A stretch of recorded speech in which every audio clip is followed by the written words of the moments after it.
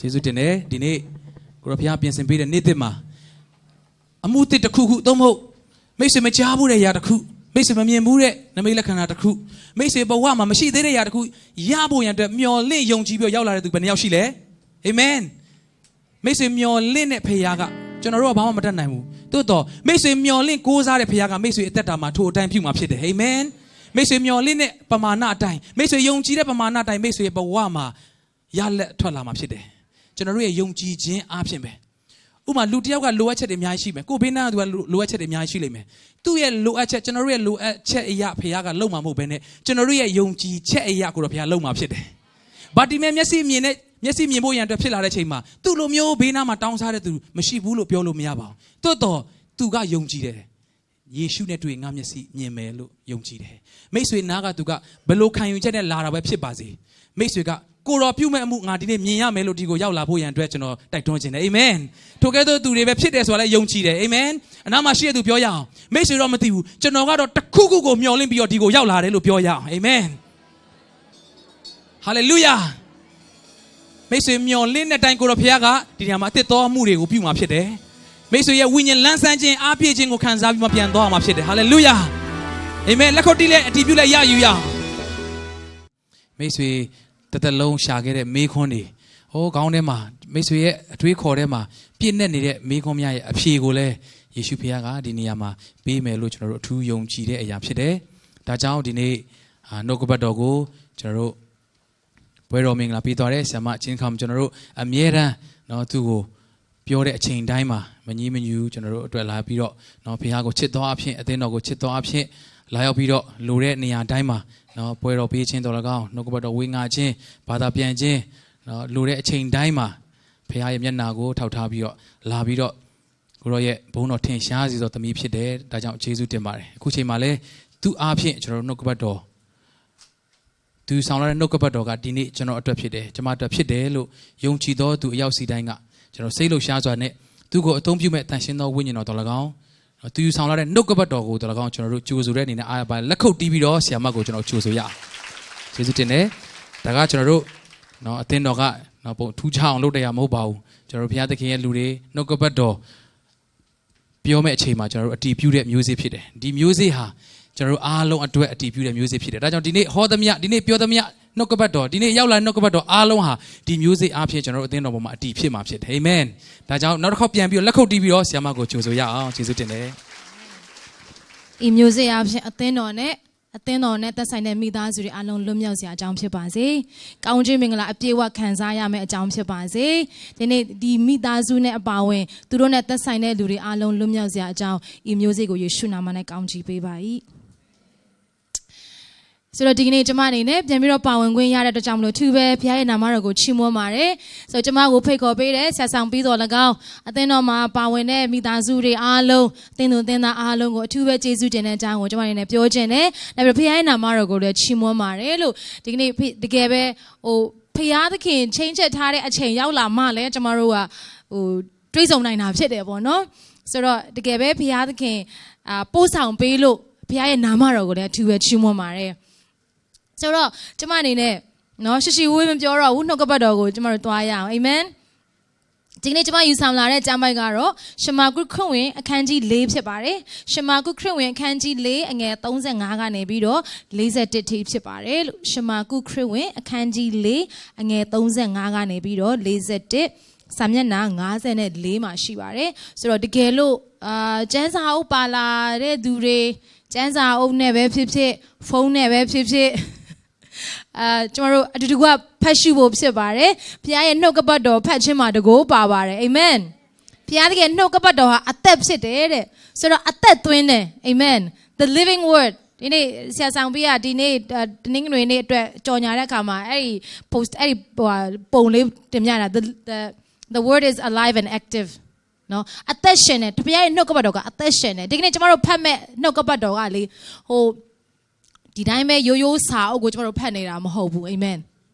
ဒီနေ့ဒီနှုတ်ကပတ်တော်ကသင်ကိုအသက်ပြန်ပြီးတော့သွင်းပေးမှာဖြစ်တယ်အာမင်အသက်သွင်းတယ်လို့ပြောတဲ့အခါမှာနော်ဆေးရုံမှာတခါတည်းလူနာတွေနော်တွေ့ဘူးကြမှာပေါ့ဟိုလူနာကိုကုနေရင်းနဲ့ဘာဖြစ်လို့ဆိုတခါလေနှလုံးကတခါလေနှလုံးခုန်တော့မတွေ့တော့ဘူးလေ အဲ့တော့ဆရာဝန်တွေကဘာလုပ်ရလဲနှလုံးပြန်ရှင်လာဖို့နှလုံးပြန်ခုန်လာဖို့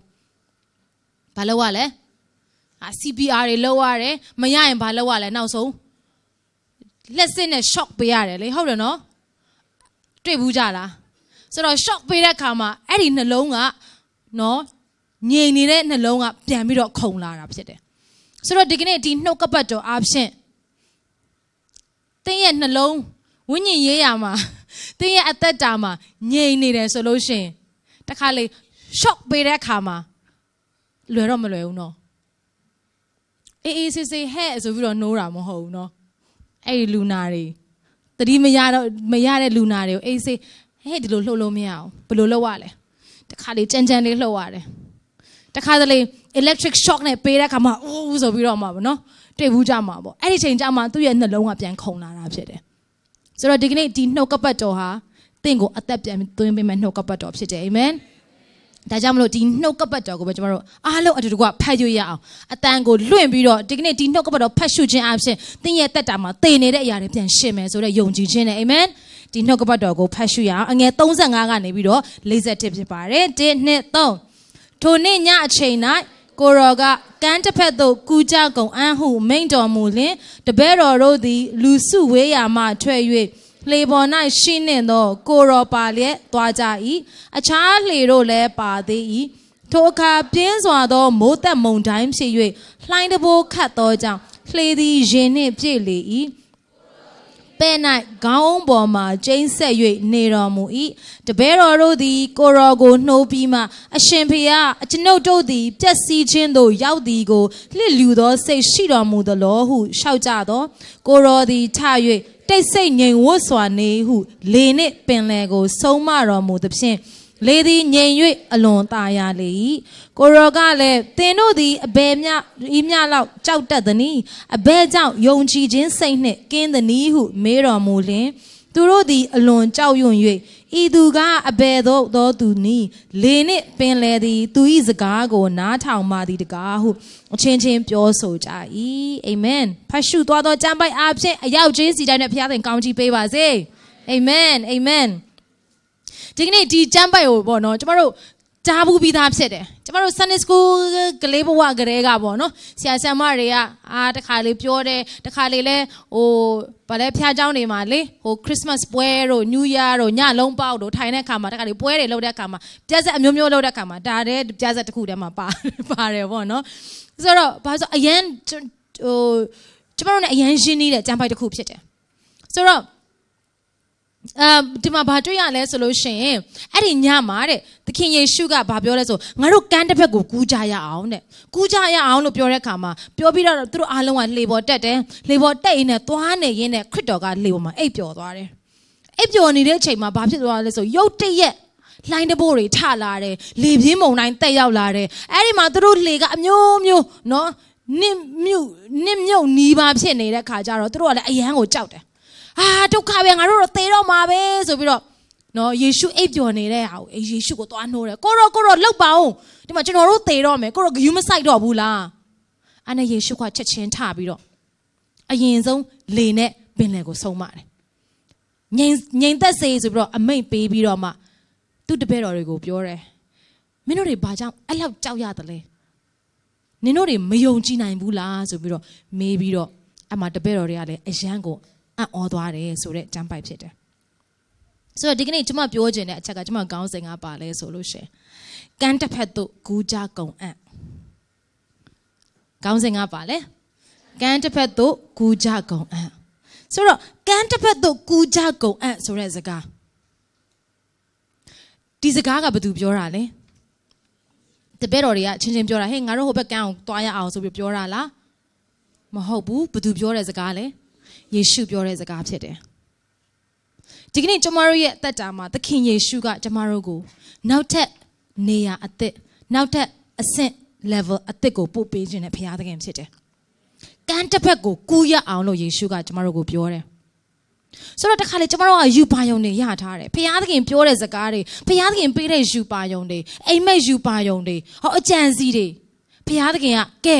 မင်းတို့ဒါလို့နော်မိသားစုအတွက်ဒီဟာနောက်ပြီးဒီ HWC အတွက်ဆိုလို့ရှင်ဘုရားသခင်ပေးတဲ့ယူပါယုံတွေရှိတယ် ဆရာဆောင်ပြီးပေါ်မှာဘုရားသခင်ကပေးထားတဲ့ယူပါရောင်တွေရှိတယ်ဘုရားသခင်ကနော်ဆရာဆောင်ပြီးကိုကဲငါတို့ကမ်းတစ်ဘက်ကိုသွားကြမယ်တဘောနောက် level အသစ်ကိုသွားရအောင်နောက်တစ်ဆင့်ကိုခြေလှမ်းရအောင်အာမင်ဘုရားသခင်ဒီနေ့အရောက်ချင်းစီတိုင်းကိုပြောနေတယ်ဒီရှိတဲ့နေရာမှာပဲမကျေနပ်နေတော့တယ်နောက်ထပ်ဆက်သွားစရာရှိတယ်အာမင်ဘုရားကိုယ်တိုင်ပြောတဲ့စကားဖြစ်တယ်ဆိုတော့ဒါမဲ့တစ်ခါတလေလေဖယားကိုယ်တိုင်ပြောတဲ့စကားကျမတို့ကသွားနေတယ်ဆိုတော့တပည့်တော်တွေကလည်းကိုရောပြောတယ်ကမ်းတစ်ဘက်ကိုကူးမယ်လို့ကိုရောကပြောတယ်ဆိုတော့သူတို့ကလည်းစိတ်ချလက်ချနဲ့လေပေါ်မှာတက်ပြီးတော့နော်ငါတို့ဟိုဘက်ကမ်းကိုသွားမယ်သူတို့ဒီလိုပဲစဉ်းစားတယ်ဟိုဘက်ကမ်းကိုသွားမယ်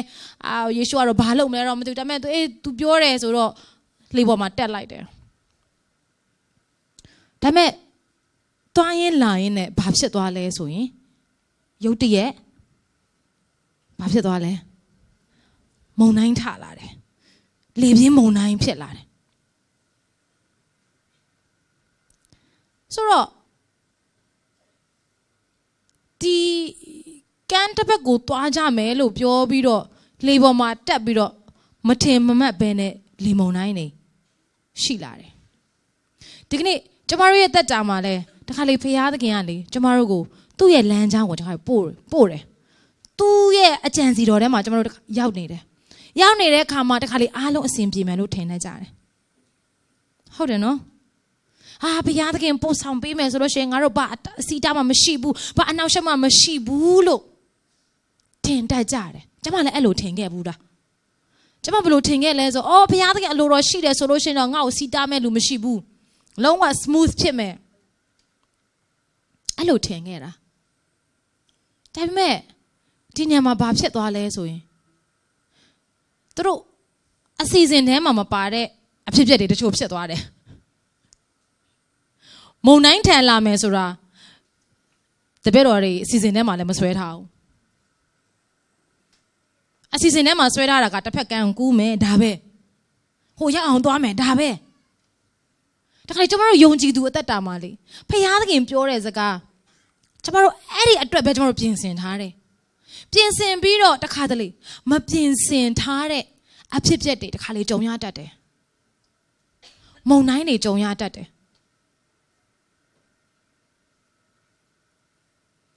အဲ့ဒီမှာရုတ်တရက်ကိုရောကပဲဟိုဘက်ကန်းကိုသွားမယ်ဆိုဒီမှာလမ်းမှာသေတော့မယ်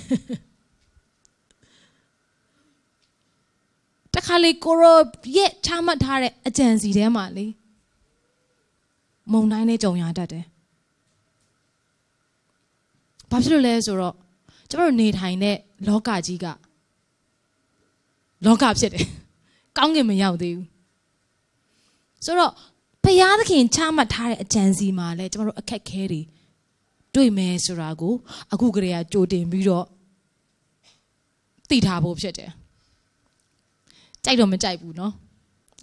ဘုရားသခင်ပို့ဆောင်ပေးမဆိုပါစီတာမှမရှိဘူးလို့ထင်ခဲ့တာရှိတတ်တယ်ဆိုတော့ဒီမုံတိုင်းကရုတ်တရက်ရောက်လာတယ်ဒါပေမဲ့အဲ့ဒီမုံတိုင်းတဲ့ကိုဘသူကပို့တာလဲအဲ့ဒီမုံတိုင်းတဲ့ကိုဘသူကပို့တာလဲအစကတည်းကဟိုဘက်ကန်းကိုသွားမယ်လို့ပြောတာဘသူလဲဆိုတော့တခါလေကျမတို့နော်မုံတိုင်းထန်တဲ့ခါမှာတခါစလေလူအပြစ်တင်ဒီလူအပြစ်တင်ဟိုလူကိုလက်ညှိုးထိုးဒါပေမဲ့ဒီမှာပြောတာကငါတို့တစ်ဖက်ကန်းကိုကူးမယ်လို့ပြောတာယေရှုဖြစ်တယ်ဒါပေမဲ့ဒီကနေ့ကျမပြောချင်တယ်တစ်ဖက်ကန်းကိုကူးမယ်လို့ပြောတဲ့သူကသူဘာပြောလဲတစ်ဖက်ကန်းကိုမင်းတို့သွားကြလို့ပြောလားတစ်ဖက်ကန်းကနေငါစောင့်နေမယ်နင်တို့လိုက်လာခဲ့ကြလို့ပြောလားသူဘယ်လိုပြောလဲအတိလင်းဘယ်လိုပြောထားလဲကူကြကုံအံ့ကူကြကုံအံ့ let us ဆိုတော့ပြောတဲ့လူကဘယ်မှာလဲကူကြကုံအံ့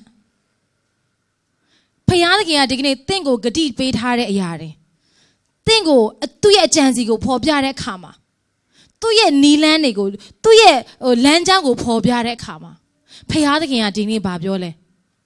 သင်နဲ့အတူဟိုဘက်ကန်းကိုငါသင်နဲ့အတူသွားမယ်လို့ပြောတဲ့ဖခင်ဖြစ်တယ်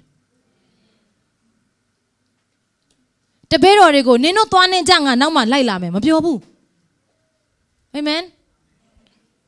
ဒါမှမဟုတ်လေအေးငါအရင်သွားနေမယ်နင်တို့အေးစိတ်လိုက်လာအဆင်ပြေတယ်လို့လာခဲ့ကြနော်အေးနင်တို့အဆင်ပြေတယ်လို့ပဲလာခဲ့ကြအေးလူစုံရင်ပြီးရောအေးဟိုမှာပဲတွေ့မယ်နောက်မှပဲတွေ့မယ်ကဲတက်တာဆိုပြီးတော့သွားနေလားမဟုတ်ဘူးဒီနေ့သင်ကိုတစ်ဖက်ကန်းသို့ကူးကြကုန်အံ့လို့ပြောတဲ့ဖခင်သခင်ကသင်နဲ့အတူပါရှိတဲ့ဖခင်သခင်ဖြစ်တယ်အာမင်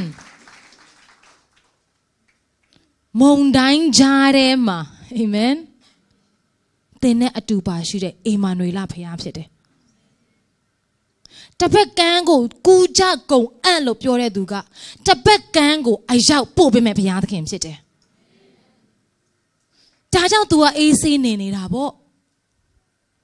ဘာဖြစ်လို့လဲကောင်းကင်နဲ့မြေကြီးမတည်လဲငါစကားတည်လိမ့်မယ်သူ့ရဲ့စကားကဘယ်အရာမှပြောင်းလဲလို့မရဘူး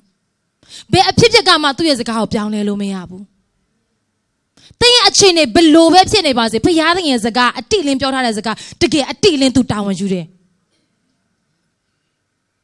သင်တက်တာမှာမုံတိုင်းဘလောက်ပဲထန်ထန်ဖခင်သခင်တင့်ကိုဂတိပေးထားတယ်ဆိုလို့ရှင်အဲ့ဒီဂတိတော်ရောက်တဲ့အထီကိုသူကိုယ်တိုင်တင့်လက်ကိုတွဲပြီးတော့အရောက်ပို့ပေးမဲ့ဖခင်သခင်ဖြစ်တယ်ဟာလေလုယာကျွန်တော်တို့ဘက်ကထိုဖခင်သခင်ထိုအေမာနွေလဖခင်ဆိုတာလေခရစ်စမတ်မှာပဲဆိုဖို့မဟုတ်ဘူးကျွန်တော်တို့ကအေမာနွေလဆိုခရစ်စမတ်လောက်ပဲသွားတတိရနော်အေမာနွေလတူငါတို့နဲ့တူပါရှိတော်မူသောဖခင်ဆိုပြီးအဲ့ကျမ်းပိုက်ကိုပဲခရစ်စမတ်ရောက်တဲ့ခါကျမှကျွန်တော်တို့ရွတ်တက်ကယ်ရိုစင်ဂင်းထွက်မှာပဲနော်အလဲကျကျမ်းပိုက်ဖတ်တဲ့အခါမှာအဲ့ဒီကျမ်းပိုက်ပဲဒီနေ့အေမာနွေလဖခင်ဆိုတာခရစ်စမတ်နေ့မှာပဲရွတ်ဖို့ကျမ်းပိုက်မဟုတ်ပါဘူးအာမင်နေ့ရက်စဉ်တိုင်း365ရက်လုံးကျွန်တော်တို့နဲ့အတူပါရှိတဲ့အေမာနွေလဖခင်ဖြစ်တယ်ဟာလေလုယာဒီနေ့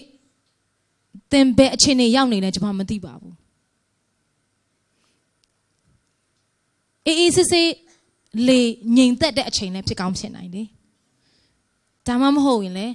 မုန်တိုင်းထန်တဲ့အချိန်ဖြစ်ကောင်းဖြစ်နိုင်တယ်ဒါပေမဲ့လေငြိမ်သက်သည်ဖြစ်စေမုန်တိုင်းထန်သည်ဖြစ်စေအေမာနွေလဖခင်ကကျွန်တော်တို့နဲ့လေထဲမှာအတူပါလာတဲ့ဖခင်သခင်ဖြစ်တယ်တစ်ဖက်ကန်းသို့ကူးကြကုန်အံ့လို့ပြောတဲ့ဖခင်သခင်သည်တစ်ဖက်ကန်းကိုအရောက်တာဝန်ယူတဲ့ဖခင်ဖြစ်တယ်။တင့်ကိုလမ်းတဝက်တစ်ပြက်နဲ့ထားခဲ့မဲ့ဖခင်မဟုတ်ဘူး။တဝက်တစ်ပြက်နဲ့ထားခဲ့မဲ့ဖခင်မဟုတ်ဘူး။အာမင်။ဂတိတည်တဲ့ဖခင်ဖြစ်တယ်။ဒါပေမဲ့တခါတလေကျွန်တော်တို့ယုံကြည်သူတွေကလေတော်တော်ခက်တဲ့လူတွေပြသိလား။တော်တော်ခက်ကြတယ်။အထူပါနားမလဲဘူးပြောရမလားတခါလေသိတယ်ဒါပေမဲ့မသိဘူးသိတယ်အကုန်သိတယ်ဒါပေမဲ့တကယ်တမ်းကြုံတဲ့ခါကျတော့ဘာမှမသိတော့ဘူးနှစ်ပေါင်းမြောက်များစွာကြားဘူးတဲ့စကားတွေနှစ်ပေါင်းမြောက်များစွာကိုရွတ်ခဲ့တဲ့ຢာတွေကိုအလွတ်ကျက်ခဲ့တဲ့ကျမ်းပိုက်တွေတကယ်တမ်းကြုံလာတဲ့ခါကျတော့ဘယ်ပြောက်လို့ပြောက်မှန်းမသိဘူးကျမလိုဖြစ်ခဲ့တဲ့ဘူးတဲ့လူတွေရှိကောင်းရှိနိုင်တယ်သိတာတော့ရေးလေသိတယ်အိုးတရားဟောဆရာထက်တောင်မှပို့ပြီးတော့ကောင်းအောင်ဟောနိုင်တဲ့သူတွေကျမ်းပိုက်ဆိုအိုးခောက်ကအပြန်လန်ဟိုနော်အကုန်ပြောနိုင်တယ်ဒါပေမဲ့ဒီမှာတပည့်တော်တွေကလည်းသခင်ယေရှုကိုသိသလားသိတယ်ကောင်းကောင်းသိတယ်သူပြုတဲ့နမိတ်လက္ခဏာတွေကိုလည်းမြင်ရတယ်ဒါပေမဲ့ယေရှုကသူတို့နဲ့အတူပါရှိတယ်ဆိုတော့သူတို့သိသလားဟမ်တီးလို့နိုးတာပေါ့မသိပါနဲ့ဟာယေရှုဘယ်မှာလဲဆိုလိုက်ရှာရင်တော့မဟုတ်သေးဘူး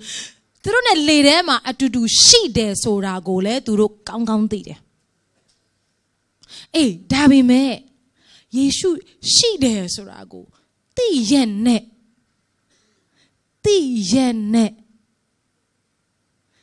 သိကြီးနဲ့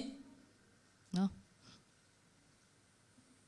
မ သိတာမဟုတ်ဘူးကောင်းကောင်းသိတယ်ဒါပေမဲ့သူတို့ဘယ်လိုဖြစ်သွားလဲအယံကိုကြောက်ရွံ့တုန်လှုပ်ပြီးတော့ကြောက်စိတ်တွေဝင်လာတယ်ကိုရောကိုမေးခွန်းတွေထုတ်ကြတယ်ကိုရောဘယ်လိုလဲကိုရောဂယုမဆိုင်တော့ဘူးလားဒီမှာကျွန်တော်တို့သေတော့မယ်ကိုရောအေးစိတ်နဲ့နေတယ်ယေရှုရှိတယ်ဆိုတာကိုမသိဘူးလားသိတယ်ဒါပေမဲ့ဘာဖြစ်လဲကြောက်နေကြတယ်နောက်ပြီးတော့မေးခွန်းထုတ်နေကြတယ်ကိုရောဘယ်မှာလဲနော်အဲ့ဒီမေးခွန်းကြားဘူးလားအဲ့ဒီမေးခွန်းနေကြားဘူးလားသူများမေးတာကြားတာလားကိုယ်တိုင်မေးတာကြားဘူးလားကိုရောဘယ်မှာလဲကိုရောဂယုမဆိုင်ဘူးလား don't you care ဒီမှာကျွန်တော်တို့သေတော့မယ်ဒီမှာဒုက္ခရောက်နေပြီကြီးကျယ်ဒုက္ခရောက်နေပြီသေမလားရှင်မလားတောင်မှမပြောတတ်ဘူးကိုရောဘယ်မှာလဲကိုရောဘာလုပ်နေတာလဲတခါလေကိုရောဘာလုပ်နေတာလဲကိုရောမသိဘူးလားဒါလေးတောင်ဆိုဖះကိုအမျိုးမျိုးမေးခွန်းမေးတတ်ကြတယ်ဒီနေ့ယုံကြည်သူတွေကယုံကြည်ခြင်းမှာတခါတလေရင်းရိုင်တတ်ကြတယ်ကိုရောရှိတယ်ဆိုတာကိုသိရနဲ့မယုံကြည်နိုင်ကြဘူးဟုတ်လားနော်ဆိုတော့အဲ့ဒီအခြေအနေကျမကိုယ်တိုင်ဖြတ်တန်းခဲ့ဘူးတယ်ကိုရောရှိတယ်ဆိုတာကောင်းကောင်းသိတယ်ဒါပေမဲ့မယုံနိုင်ဘူးဒါကကျမအဲ့အချိန်မှာတကယ်အမှုတော်ထဲမှာပါဝင်နေတဲ့အချိန်ဖြစ်တယ်ဟိုယုံကြည်ခါစားအချိန်မဟုတ်တကယ်မှုတော်မြတ်ထဲမှာလည်းပါဝင်ပြီးတော့ဖြစ်နေတဲ့အချိန်မှာတခါလေကိုရောတကယ်ရှိလို့လားဆိုတော့ကိုရောအသက်ရှင်တာအသက်မရှင်တာဒါကတော့လုံးဝ no question ပေါ့နော်ဒါပေမဲ့ကိုရောဘောမှာယုံကြည်ဖို့တခါလေမယုံကြည်နိုင်ဘူးအဲ့ဒါကဘာကြောင့်လဲဆိုတော့တခါကျမဒီ HWC ရဲ့ဆူတောင်းစီစဉ်မှာလည်းတခါကျမဝင်ငှပူးတယ်ကျမရဲ့အသက်တာကိုလေလုံးဝကျမရဲ့ခရစ်ယာန်အသက်တာကိုလုံးဝပြောင်းလဲစေတဲ့ຢာတစ်ခုရှိကျမ်းပိုက်တစ်ခုရှိတယ်အဲ့ဒါကဘယ်မှာလဲဆိုအေဖက်ခန်းကြီး3ထဲမှာအေဖက်ခန်းကြီး3မှာဘာတွေ့ရလဲဆိုလို့ရှင်ရှင်ပေါလုကအေဖက်မှာရှိတဲ့ဒီယုံကြည်သူတွေအတွက်သူဆူတောင်းပေးတယ်ငါနင်တို့အတွက်ဒါကိုဆူတောင်းပေးတယ်ဆိုပြီးတော့ပြောတဲ့ဆူတောင်းချက်ဖြစ်တယ်အေဖက်ခန်းကြီး3မှာအဲ့မှာ तू အများကြီးဆူတောင်းပေးတယ်သင်တို့ရဲ့အတွင်းလူကိုခွန်အားနဲ့မြဲမြံခိုင်ခန့်စေ၍နော်စသည်နောက်ပြီးတော့ယုံကြည်ခြင်းအပြင်ခရစ်တော်သည်သင်တို့စိတ်နှလုံးထဲ၌ကျင့်ဝတ်တော်မူမည်အကြောင်းဘုန်းတော်ကျယ်ဝပြည့်စုံခြင်းနှင့်ညီလျော်စွာသင်တို့ကပေးသနာတော်မူ၍မြစ်တာ၌စိုက်ပျိုးခြင်းတိုင်းမြစ်လဲကြတည်ခြင်းရှိသဖြင့်သင်တို့သည်တန်ရှင်းသူအပေါင်းတို့၏နီးတူအနံအလျာအနက်မြင့်တို့ကိုပိုင်းခြား၍သိခြင်းက၎င်းကိုဉာဏ်နှင့်မသိနိုင်သောခရစ်တော်၏မြစ်တာတော်ကိုသိနားလည်ခြင်းက၎င်းသင်တို့သည်တတ်ဆွမ်းနိုင်သဖြင့်ဖျားသခင်၏ပြည့်စုံတော်မူခြင်းရှိသမျှနှင့်အညီပြည့်စုံပါမည်အကြောင်းငါသည်ဆုတောင်းလေရှိ၏တခါကျွန်မဒီကျမ်းပိုက်ကိုဖတ်ရင်းနဲ့ဘယ်အရာကကျမတို့အတွက်လုံးဝအသက်ဝင်လာလဲဆိုလို့ရှိရင်ဘုရားရဲ့နှုတ်ကပတ်တော်ကတကယ်အသက်ရှင်တယ်ဆိုတာမြစ်တာ၌စိုက်ပျိုးခြင်းဆိုတဲ့စကားလုံးကကျမကိုလုံးဝအဲ့မှာစကားပြောတယ်စိုက်ပျိုးတစုံတစ်ခုကိုစိုက်ပျိုးတဲ့အခါမှာဘာလဲဆိုအထဲမှာတူးပြီးတော့မှနှင်းမြုပ်ရတယ်ဟုတ်တယ်နော်အပင်တွေတစ်ပင်တွေစိုက်တဲ့အခါမှာဒီတိုင်းပဲမြေကြီးပေါ်မှာဒီတိုင်းပဲမပြတ်ချအောင်ဘယ်လိုလုပ်ရလဲမျိုးစေ့ကိုသေးချာမြေကြီးကိုကောင်းကောင်းတူးရတယ်နော်တူးပြီးတော့မှမျိုးစေ့ကိုသေးချာထည့်ရတယ်ပြီးမှအဲ့ဒီမြေကြီးနဲ့သေးချာပြန်ဖို့ရတယ်ကာလအချိန်တန်တဲ့ခါကျတော့အဲ့ဒီအပင်ကပေါက်လာတယ်နော်တဖြည်းဖြည်းကြီးထွားလာတယ်နှစ်ကြာလာတဲ့အခါမှာသစ်ပင်ကြီးအင်မတန်မှခိုင်မာတယ်သစ်ပင်ကြီးဖြစ်လာတယ်ဆိုတော့အဲ့ဒါကိုကျွန်မဒီနေ့ဒီမှာကျမ်းပိုက်ဖတ်ရင်းနဲ့မြစ်တာ၌စိုက်ပျိုးခြင်းတိုက်မြစ်လဲကြတည်ခြင်းရှိသဖြင့်ဖခင်ရဲ့ချစ်ချင်းမြတ်တာအနံအလျာအနက်မြင့်တို့ကိုသိဖို့ငါဆွတောင်းပေးတယ်တဲ့ အဲ့ဒါကျွန်မစဉ်းစားတယ်ယုံကြည်သူရဲ့ foundation ကဘယ်အရာလဲလို့ကျွန်မစဉ်းစားမိတယ်ခရစ်ယာန်ဖြစ်ရခြင်းရဲ့အဓိကအခြေခံအုတ်မြစ်ကဘာလဲအဲ့ကျွန်မစဉ်းစားတယ်ယုံကြည်သူရဲ့အခြေခံအုတ်မြစ်ကအစတော့ကျွန်မထင်တာယုံကြည်ခြင်းကြောင့်ကယ်တင်ခြင်းကိုရောက်တယ်ကိုယ်အလိုရောက်တာမဟုတ်ဘုရားရဲ့ကျေးဇူးတော်ကြောင့်ဖြစ်တယ်နော်အလွတ်ရကြတယ်အလွတ်ကျက်ကြတယ်ယုံကြည်ခြင်းကြောင့်ယုံကြည်ခြင်းဒါပေမဲ့အဲ့ဒီမှာကျွန်မတစ်ဆင့်ထပ်ပြီးတော့မေးချင်တယ်အဲ့ဒီယုံကြည်ခြင်းကိုဘယ်အရာမှအခြေခံတာလဲဒီနေ့သင်ဘုရားကိုယုံကြည်တယ်ကျမ်းစာတွေကလည်းပြောတယ်မင်းဖျားကိုယုံကြည်တယ်ဟာလားကောင်းတယ်မှန်ဒါလည်းကောင်းတယ်နတ်ဆိုးတွေကလည်းယုံကြည်တယ်ယုံကြည်လို့ကြောက်ရွံ့နေကြတယ်လို့ပြောတယ်ဒီနေ့ကျမတို့ဖျားကိုယုံကြည်တယ်ဆိုတော့ယုံကြည်ခြင်းရဲ့အုံမြစ်ကဘယ်အပေါ်မှာအခြေခံတယ်လဲဆိုတာကိုကိုပြန်ဆန်းစစ်ဖို့ဖြစ်တယ်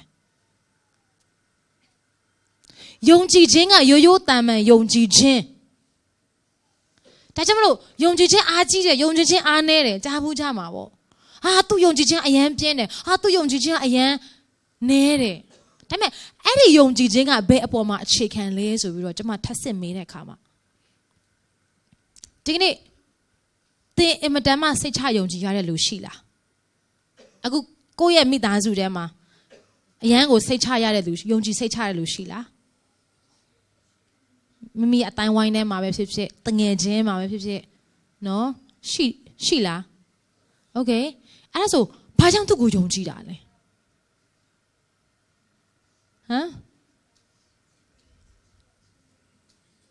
ဘာလို့လဲချစ်လို့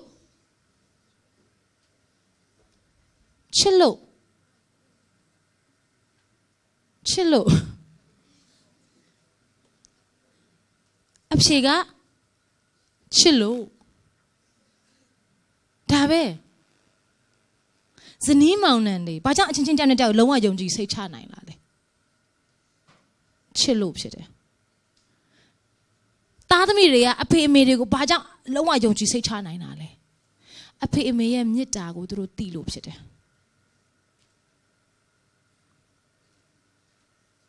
ဒီကနေ့ကျမတို့ရဲ့ယုံကြည်ခြင်းကလေဘယ်အပေါ်မှာအခြေခံရမလဲဆိုလို့ရှင်မေတ္တာ၌စိုက်ပျိုးရမှာဖြစ်တယ်အာမင်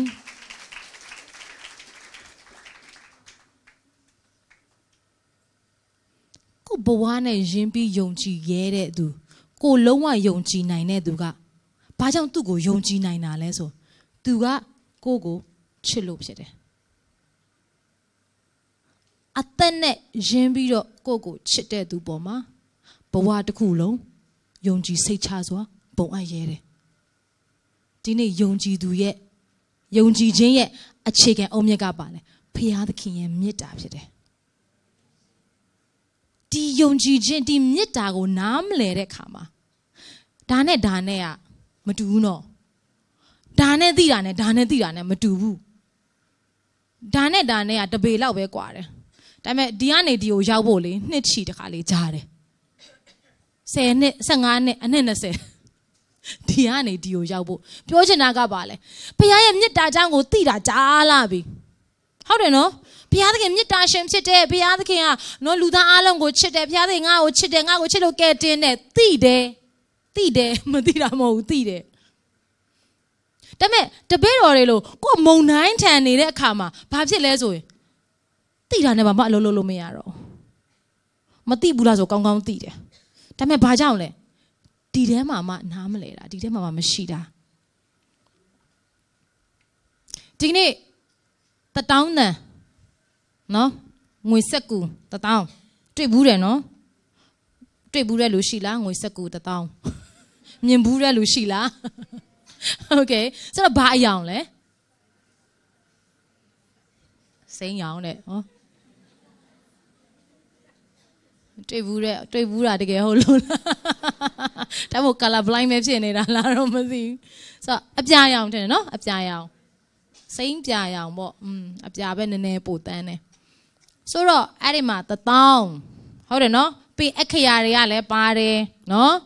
အခရာဘာတွေပါတယ်လဲ1 3 9 3ညဘယ်နှလုံးလဲโอเค3ည4လုံးနဲ့1အရှိမတစ်လုံးပေါ်မှာ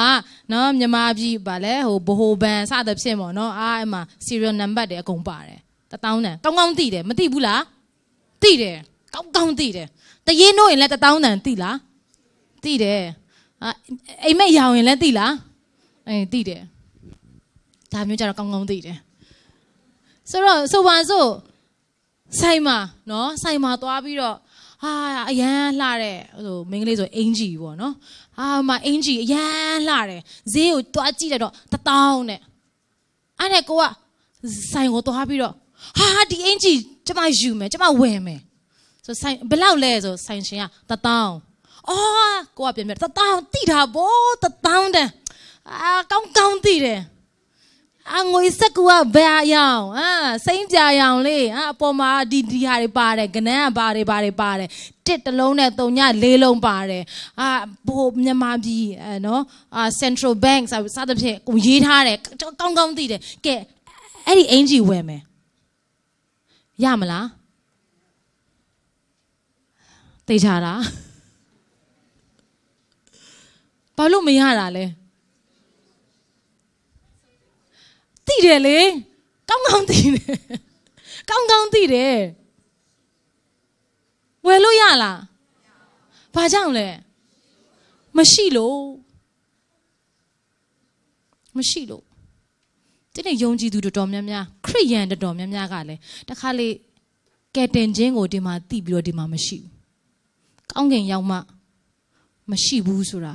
မဖြစ်ပါစေနဲ့တကယ်အရေးကြီးတဲ့အချိန်ကျရောက်တဲ့ခါကျတော့မှနော်ဒီထဲမှာမရှိပါလားဆိုတဲ့အချိန်မရောက်ပါစေနဲ့အာမင်မိမိရဲ့တက်တာကိုပြန်ပြီးတော့စမ်းစစ်ဖို့ဖြစ်တယ်ထိုနည်း၎င်းပဲဖခင်ရဲ့မြစ်တာကိုကျွန်တော်တို့သိယုံနဲ့မပြီးဘူးကျမ်းစာထဲမှာအများကြီးဖော်ပြထားကျမ်းစာထဲမှာဘယ်အပိုက်သိတယ်မလုံလောက်သေးဘူးဒီနေ့ဒီကျမ်းပိုက်မှာခုနအေဖက်ခန်းကြီး3မှာမြစ်တာ၌စိုက်ပျိုးပြီးတော့တိုက်မြစ်လဲကြတည်ခြင်းရှိသဖြင့်နဲ့အဲ့ဒီဖရာသခင်ရဲ့ချစ်ချင်းမြစ်တာရဲ့အနံအလျားအနက်အမြင့်တို့ကိုပိုင်းခြား၍သိနိုင်ဖို့ငါဆုတောင်းပေးတယ်အဲ့ဒီအရာကပဲအခက်ခဲကြုံတဲ့အခါမှာအဲ့ဒီအရာကိုယ့်အထဲမှာရှိခြင်းရှိမှသာလျှင်ကိုဆက်ပြီးတော့သွားနိုင်မှာဖြစ်တယ်ဘာကြောင့်ယုံကြည်သူတွေယုံကြည်ခြင်းမှာယိုင်လဲသလဲ backslide ဖြစ်နေသလဲဒါနဲ့ပဲသွားတာ哦ဒါနဲ့မသွားဘူးဒါနဲ့မတူဘူးနော်ဒါပေမဲ့ပထမခြေလှမ်းကတော့ဟုတ်တယ်သိရတယ်လေ့လာရတယ်ဒါပေမဲ့သိခြင်းကနေပြီးတော့ရှိတဲ့အခါမှာမှအသက်တာပြောင်းလဲလာတာဖြစ်တယ်အာမင်ကျမတို့တော်တော်များများကဒီအစ်စ်နဲ့ပဲရက်သွားတယ်အဲ့ဒီမှာတပည့်တော်တွေလို့မုံတိုင်းထန်တဲ့ခါမှာအဲ့ဒီမှာသွားကိုရောထားခဲ့ပြီကိုရောဘယ်မှာလဲဘုရားကိုမေးခွန်းအမျိုးမျိုးမေးတတ်ကြတယ်ကျမအသက်တာမှာလဲမုံတိုင်းတစ်ခုပြီးတစ်ခုကြုံတဲ့ခါမှာအသက်တာပြောမယ်ဆိုလို့ရှိရင်တော့တော်တော်ရှည်တယ်ကျမခဏဟာတာလို့ပြောတယ်ငါဘဝအကြောင်းကိုပြောမယ်ဆိုလို့ရှိရင်ကိုရီးယားဇက်လန်ထက်တောင်မှပိုရှည်နိုင်တယ်ကိုရီးယားဇက်လန်တောင်မှအရှုံးပေးလောက်တယ်လို့ဒရာမာတွေအများများတယ်လေဆိုတော့အဲ့လိုမျိုးတစ်ခုပြီးတစ်ခုကြုံတဲ့အခါမှာနောက်ဆုံးဘာဖြစ်သွားလဲဆိုကျမကဖခင်ကမေတ္တာရှင်ဖြစ်တယ်ဆိုတာကိုကျမသိတယ်ဒါပေမဲ့ကိုဘဝမှာအဲ့ဒီမုံတိုင်းတွေကြုံလာတဲ့ခါမှာဘာဖြစ်လာလဲဆိုလို့ရှိရင်ကိုရောကမေတ္တာရှင်ဆိုတာကကျမ်းစာထဲမှာပဲရှိတယ်ကိုရောမေတ္တာရှင်ဆိုတာသူများအတွက်မှန်တယ်ကျမအတွက်မမှန်ဘူးဆိုတာဖြစ်လာတယ်အဲ့မှာကျမဘလို့တောင်မှဆုတောင်းလဲဆိုကိုရောကျမဒီလောက်တောင်မှဆုတောင်းတာဒီလောက်တောင်မှကိုရောကိုယုံကြည်တာယုံကြည်တာကိုရောဒါတွေကြုံခိုင်းတယ်ဒီမုံတိုင်းတွေကြုံခိုင်းတယ်တော်ပြီအဲ့ကျမဘလို့ပြောလဲတလားကိုရောကျမဒီလောက်ဆုတောင်းတာကျမဒီလောက်ကိုရောကိုယုံကြည်တာဒါတွေကြုံရတယ်ဒါဆိုလို့ရှိရင်ကိုရောကိုဆက်ပြီးတော့ကိုးကွယ်မယ်ကိုရောကစစ်မှန်တဲ့ဖရားဖြစ်တယ်ဆိုတာကိုကျမသိတယ်ယုံကြည်တယ်ဒါကြောင့်ဆက်ပြီးတော့ကိုးကွယ်မယ်ဒါပေမဲ့ကိုရောပေါ်မှာကျမ အယုံကြည်မထားနိုင်တော့ဘူးလို့ကျွန်မပြောတယ်ဒါကြောင့်မလို့ကိုရောမေတ္တာရှင်ဖြစ်တယ်ဆိုတော့ကျွန်မမခံစားဘူးဒါကြောင့်ကိုရောကြိုက်တယ်လို့လုပ်ကျွန်မလည်းကြိုက်တယ်လို့လုပ်မယ်ပြောချင်တာကပောက်ကရအသက်ရှင်မယ်လို့ပြောတာမဟုတ်ဘူးပြောချင်တာကဒီလောက်ဆုတောင်းတာဘာမှမထူးဘူးလေဒီလောက်ယုံကြည်တာဘာမှမထူးဘူးလေအိုးမေတ္တာရှင်ဖြစ်တယ်ဆိုတော့ပါဇက်ကသာကျွန်မ worship ဦးဆောင်တယ်ဘုရားမေတ္တာရှင်ဖြစ်တယ်မေတ္တာဒီမှာဘာမှမရှိဘူးworship leader လုပ်နေတာကိုရောကြိုက်တယ်လို့လုပ်ကျွန်မကြိုက်တယ်လို့လုပ်မယ်ကိုရောကိုလည်းမတိုင်မင်တော့ဘူးကျွန်မဘဝနဲ့ကျွန်မဆက်ပြီးတော့အတက်နိုင်ဆုံးကျွန်မဆက်သွားမယ်ကိုရောဆက်ပြီးတော့ကိုးကွယ်မယ်ဒါပေမဲ့ကိုရောကိုမယုံကြည်နိုင်ဘူးဘာကြောင့်ကျွန်မအဲ့ဒီစကားတွေထွက်လာလဲဆိုနောက်ပိုင်းကျွန်မဒီကျမ်းမိုက်ကိုသိတဲ့အခါမှာကျွန်မကမေတ္တာထဲမှာစိုက်ပျိုးခြင်းမရှိတာ backslide ဖြစ်တယ်ယုံကြည်ခြင်းအားနည်းတယ်ဆိုတာကအဲ့ဒီမေတ္တာကိုနားမလည်လို့ဖြစ်တယ်အဲ့ဒီမေတ္တာကိုအုံနောက်နဲ့ပဲနားလည်တဲ့အခါမှာမုံတိုင်းထန်တဲ့အခါမှာမိခွန်းတွေအမျိုးမျိုးထွက်လာတယ်နောက်ပိုင်းကျတော့မှဘုရားသခင်ဒီကျမ်းမိုက်ကိုကျွန်မကိုဖွင့်ပြတဲ့အခါမှာအဲ့ဒီမေတ္တာထဲမှာလုံးဝစိုက်ပျိုးထားတဲ့အခါမှာတိုက်မြစ်ကြတည်တဲ့အခါမှာကျွန်တော် foundation ကအဲ့ဒီမေတ္တာဖြစ်လာတဲ့အခါမှာမုံတိုင်းဘလောက်ပဲထန်ဘုရားသခင်ငါ့ကိုချစ်တယ်မောင်မိုက်ကာလဘလောက်ပဲကြာဖယားသခင်ရဲ့မြစ်တာထဲမှာငါစိုက်ပျိုးထားတယ်မိကွန်ပေါင်းမြောက်များစွာရှိတဲ့အခါမှာဖယားသခင်ငါ့ကိုဘယ်တော့မှမစွန့်ဘူးသူ့ရဲ့မြစ်တာကငါ့အတွက်လုံလောက်တယ်အာမင်ဒီနေ့ကျွန်မစိန်ခေါ်ခြင်းနဲ့ရောက်ချင်းစီတိုင်းကိုမိမိကိုယ်ကိုမိမိစမ်းစစ်ရအောင်ယုံကြည်နိုင်တာကောင်းပါတယ်ယုံကြည်ခြင်းအားကြီးတယ်ကောင်းတယ်ဒါပေမဲ့အဲ့ဒီထက်သင်ဖခင်ရဲ့မြစ်တာထဲမှာဘလောက်ခိုင်ခန့်ခြင်းရှိတယ်လဲဆိုတာပိုအရေးကြီးတယ်တကယ်အရေးအကြောင်းကြုံလာတဲ့ခါမှာ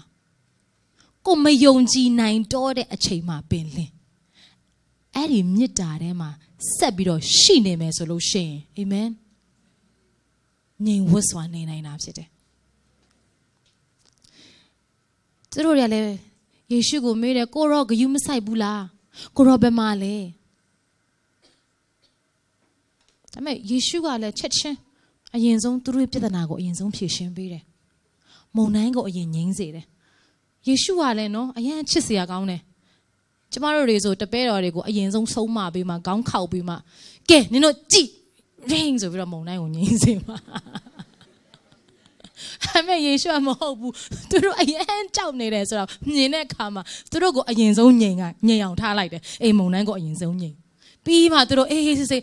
ဟာဆိုပြီးတော့အသက်ရှူပြီးလို့ဝါပြီးမှယေရှုကဘာပြောဆိုနင်တို့ဘာကြောင့်ကြောက်နေရတာလဲဘာကြောင့်အဲ့လောက်မယုံနိုင်တာလဲဆိုတော့ဘာလို့မယုံနိုင်တာလဲလို့မေးတဲ့မေးခွန်းကိုကျမအရင်တော့ကနော်နင်တို့ယုံကြည်ခြင်းနဲလိုက်တာနင်တို့ဒီလောက်တော့မယုံကြည်နိုင်ဘူးလားဒီမုံတိုင်းကိုနင်တို့ငြိမ်းစေနိုင်တယ်ဆိုတာမယုံကြည်နိုင်ဘူးလားနင်တို့ဘာလို့မယုံကြည်နိုင်ဘူးလဲလို့မေးတယ်လို့ထင်ခဲ့တာဒါပေမဲ့အမှန်တော့ယေရှုပြောချင်တာကဘာလဲဆိုလို့ရှင်ဒီမုံတိုင်းကြားထဲမှာပင်လင်းသင်တို့နဲ့ငါအတူပါရှိတယ်ဆိုတာမင်းတို့သိရဲ့နဲ့ငြိမ်ဝတ်စွာနေနိုင်တဲ့ယုံကြည်ခြင်းမရှိဘူးလားလို့မင်းနေတာဖြစ်တယ်အာမင်တခါလေကျမတို့ကယုံကြည်ခြင်းကလေဟိုးနမိတ်လက္ခဏာကြီးကြီးမားမားတွေဖြစ်မှယုံကြည်ခြင်းအားကြီးရဲ့လို့တခါလေထင်တတ်ကြတယ်မှန်ပါတယ်ဟုတ်ယုံကြည်ခြင်းအားကြီးရမယ်နမိတ်လက္ခဏာမျှော်လင့်ရမယ်လုံးဝထောက်ခံတယ်ဒါပေမဲ့တခါတလေမဖြစ်လာဘူးလေဟုတ်ပုံမှန်လင်းလင်းဝန်ခံရမယ်ဆိုရင်နော်လက်တွေ့ကြကြပြောရမယ်ဆိုလို့ရှင်ခါလေကိုအဲ့နမိတ်လက္ခဏာအယမ်းမျှော်လင့်တယ်အော်ကျမ်းမာခြင်းအယမ်းမျှော်လင့်တယ်လုံးဝပဂတိကျမ်းမာမယ်အယမ်းမျှော်လင့်တယ်လုံးဝဒီအခက်ခဲဒုက္ခကနေလွတ်မြောက်မယ်လို့အယမ်းမျှော်လင့်တယ်အယမ်းယုံကြည်တယ်မယုံကြည်တာမဟုတ်အယမ်းယုံကြည်တယ်ဆုတဲ့ဆုတောင်းတယ်တကယ်အုံနောက်နဲ့မဟုတ်ဘူးနဲ့ဒီအထဲမှာတကယ်ကိုယုံကြည်တယ်ဒါပေမဲ့ဖြစ်မလာဘူးဖြစ်မလာဘဲနဲ့မမျှော်လင့်တဲ့ဟာတွေပဲဖြစ်လာတယ်ဒံယေလနဲ့သူဒံယေလတငယ်ချင်းရှက်ဒရက်မီရှက်နဲ့အဘယ်နီဂေါလို့ပေါ့ ရှင်ဘရင်ကြီးကဘာပြောလဲဒီရုပ်တုရှိမှနော်ဒီ music တွေတီးတဲ့ခါမှာဒီရှစ်မှာပြတ်ဝတ်ရမယ်မပြတ်ဝတ်တဲ့သူတွေကိုမီးဖို့ထဲမှာပြစ်ချင်းခံရမယ်ဒါမဲ့ဒီလူငယ်လေး၃ယောက်ကဘာလုပ်လဲယုံကြည်ခြင်းနဲ့မတ်တက်ရတယ်သူများတွေအားလုံးပြတ်ဝတ်တဲ့အချိန်မှာသူတို့ကယုံကြည်ခြင်းနဲ့မတ်တက်ရတယ်အဲ့ဒီမှာကျွန်တော်တို့ထင်တာကဟာယုံကြည်ခြင်းနဲ့ဟာဆိုပြီးတော့နော်ရှင်မင်းကနော်တခါတည်းနင်တို့ဒီလောက်ယုံကြည်တာတတိရှိလိုက်တာဆိုပြီးတော့ချီးကျူးမယ်လို့ထင်တာဒါမှမဟုတ်လေယုံကြည်ခြင်းနဲ့ခြေလမ်းတဲ့ခါမှာမီးလုံးဝငြိမ်သွားမယ်လို့ထင်တာဒါပေမဲ့မီးကမငြိမ်မဲ့နဲ့ဘာဖြစ်သွားလဲခုနစပိုပြင်းတယ်ခုနစပိုပြင်းတယ်တခါလေခရိယန်သက်တာမှာယုံကြည်ခြင်းနဲ့ရှောက်လန်းတဲ့ခါမှာအစင်ပြေမယ်လို့ထင်တာပြဿနာကခုနစပိုဆိုးတယ်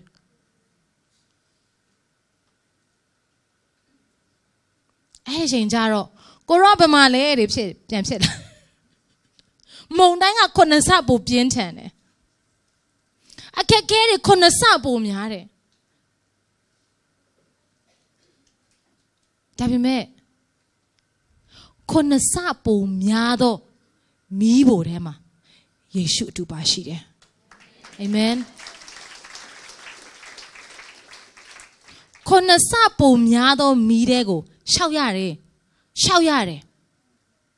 ရှောက်တဲ့အခါမှာမှဖခင်ရဲ့ဘုန်းတော်ခုနစတာ၍ထင်ရှားလာတာဖြစ်တယ်အာမင်ရှက်ဒရမိရှက်တဲ့အဘယ်နီကိုကပြာမနေဘူး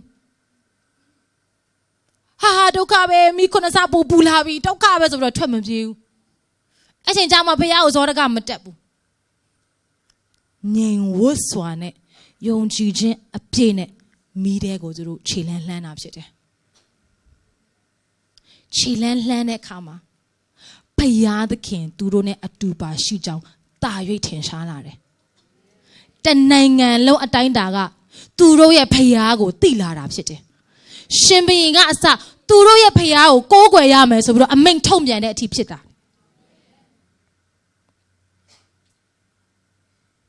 မုံတိုင်းကြားထဲမှာငြိမ်ဝတ်စွာနေတာနေနိုင်တဲ့ယုံကြည်ခြင်းဖယားသခင်အဲ့ဒါကိုပို့စိတ်ဝင်စားတယ်ခုနစပိုပူပြင်းတဲ့မီးထဲမှာငြိမ်ဝတ်စွာနဲ့ယုံကြည်ခြင်းနဲ့ခြေလန်းနိုင်ခြင်းဟာပို့ပြီးတော့ဘုန်းတော်ထင်ရှားတာဖြစ်တယ်ဒါပေမဲ့အဲ့ဒီယုံကြည်ခြင်းကဘယ်အပေါ်မှာအခြေခံမလဲဆိုရင်မေတ္တာထဲမှာစိုက်ပျိုးတဲ့အခါမှာခုနစပိုပြင်းရင်လေငြိမ်ဝတ်စွာယုံကြည်ရဲတယ်နားလေသလားဆိုနားမလဲဘူးနားမလဲပါဘူးဖြည့်ရှင်းလို့ရလားဆိုရင်တခါလေးဖြည့်ရှင်းလို့မရဘူးကိုယ့်ရဲ့ control ထဲမှာလုံးဝမရှိဘူးကိုယ့်ရဲ့ထိန်းချုပ်နိုင်တဲ့နယ်ပယ်ထဲမှာလုံးဝမရှိဘူးကိုကလုံးဝ helpless ဖြစ်နေတဲ့အချိန်မှာဒီအခြေအနေနဲ့ပတ်သက်ပြီးတော့ကိုဘာမှမလုပ်နိုင်တော့ဘာမှလည်းမတတ်နိုင်ဘူးဘလို့မှလည်းစဉ်းစားလို့မရအောင်အဲ့ဒီချိန်မှာငြိမ်ဝတ်စွာနဲ့မေတ္တာတော်ထဲမှာခိုလုံခြင်းအပြင်ယုံကြည်ခြင်းနဲ့ရှေ့ဆက်သွားတဲ့အခါမှာဖခင်ဘုန်းတော်တာ၍ထင်ရှားလာတာဖြစ်တယ်အာမင်ဒီမှာလဲသူတို့နော်ခုနမာကုထဲမှာဆက်ပြီးတော့ကြည့်မယ်ဆိုလို့ရှင်ကျမတို့ဖတ်တဲ့ကျမ်းပိုက်မှာငြိမ်ဝတ်စွာငြိမ်ဝတ်သွားတယ်ပင်လေတွေဆုံးမတဲ့ခါမှာအလွန်သားရဘုရားကိုရောကလည်းဘာကြောင့်အများလောက်ကြောက်တတ်တဲ့နေဘာကြောင့်ယုံကြည်ခြင်းစိတ်နဲ့ကင်းတဲ့နေလို့မေးတဲ့ခါမှာသူတို့အလွန်ကြောက်ရွံ့ပြီးတော့ဒီသူဟာဘယ်သူလဲလေနဲ့ပင်လေကတာမှာသူ့ရဲ့စကားကိုနားထောင်တယ်ဆိုပြီးတော့အချင်းချင်းပြောဆိုကြတယ်အဲ့ဒီမှာအဲ့ဒီအငယ်41ပြီးတဲ့ခါမှာအခန်းကြီး9အငယ်1ကိုကြည့်တဲ့ခါမှာအငယ်1ကနေတောက်လျှောက်ပြန်ပြီးတော့ကြည့်တဲ့ခါမှာ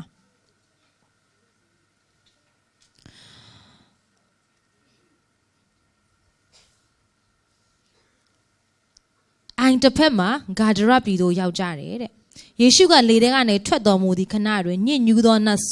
ဆွဲတော်သူသည်တင်းကြိုင်တစားပြမှာထွက်လာ၏ကိုရောကိုခရီးကြိုပြုတ်လေဆိုတော့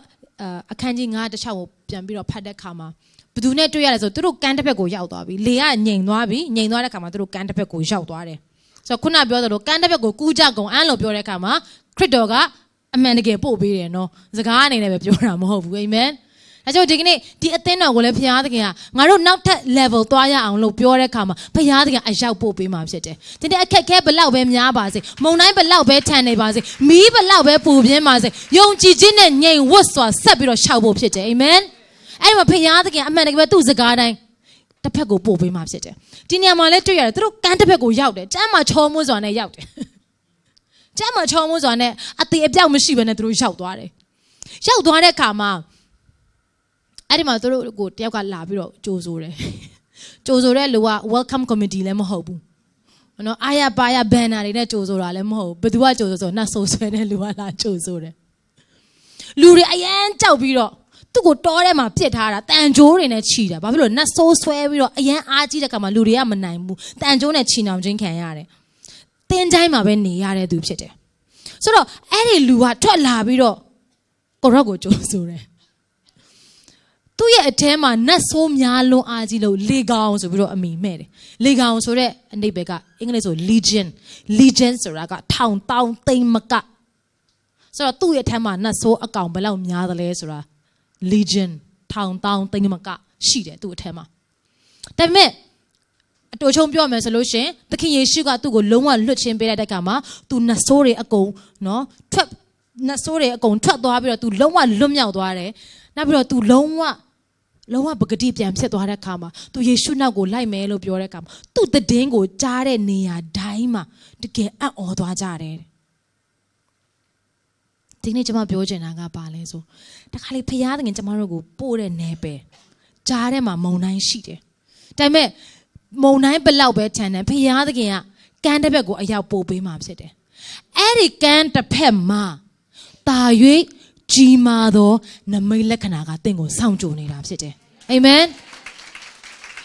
အဲ့ဒီနမိတ်လက္ခဏာကသင်ကြားထဲမှာခံရတဲ့မုန်တိုင်းတွေထက်တာ၍တကိုးကြီးတဲ့နမိတ်လက္ခဏာဖြစ်တယ်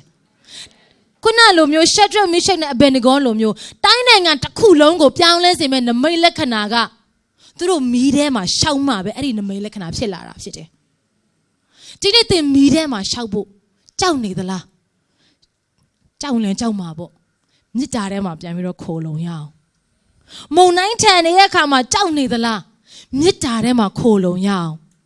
ငြိမ်ဝတ်စွာနဲ့ဆက်ပြီးတော့ယုံကြည်ရအောင်အဲ့ဒီမှာဒီအခက်ခဲကနေဒီမုံတိုင်းကနေထွက်လာတဲ့အခါမှာဒီမီးကနေထွက်လာတဲ့အခါမှာအဲ့ဒီမုံတိုင်းတွေမီးတွေထက်ဒါ၍ကြီးမားတဲ့နမိတ်လက္ခဏာကျမတို့ကိုစောင့်ကြိုနေတာဖြစ်တယ်ဒီနေ့မြန်မာနိုင်ငံကတင့်ကိုစောင့်ကြိုနေတာဖြစ်တယ်တင်းရဲ့အသက်တာမှာထိုးဖောက်မှုရတဲ့အချိန်မှာဘုရားသခင်ကထိုးဖောက်မှုကလေဒီတလောတင်တန်းတက်တဲ့ခါမှာလည်းတကယ်ကျွန်မအယံခွန်အားရတယ်ထိုးဖောက်မှုကဘာလဲဆိုငြိမ်ဝတ်စွာနဲ့ဘုရားသခင်ပြောတဲ့အတိုင်းဆက်ပြီးတော့လှုပ်ဆောင်တဲ့အခါမှာထိုးဖောက်မှုရလာမှာဖြစ်တယ်ငြိမ်ဝတ်စွာနဲ့ဆက်ပြီးတော့ယုံကြည်နေတဲ့အချိန်မှာနာခံတဲ့အခါမှာတင်းရဲ့နမိတ်လက္ခဏာတင်းစီကိုရောက်လာမှာဖြစ်တယ်